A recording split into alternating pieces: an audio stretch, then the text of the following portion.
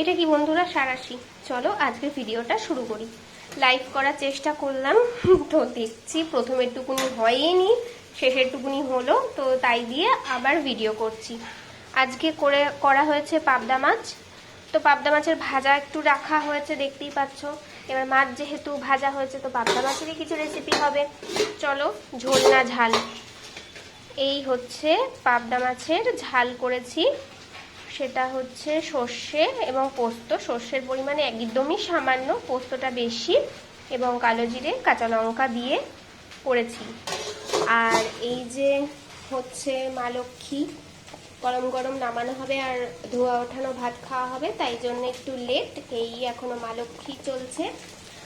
আর সাথে রয়েছে ভেন্ডি, আলু আর পটলগুলো মায়ের জন্যে আমি খুব একটা পছন্দ করি না, তাই এইভাবে দেওয়া। আর আমার জন্যে এই ভেন্ডি আলু আমরা সকলেই খাবো। তো তোমাদের কি হয়েছে জানিও। দেখা হচ্ছে অন্য একটা ভিডিওতে। টাটা।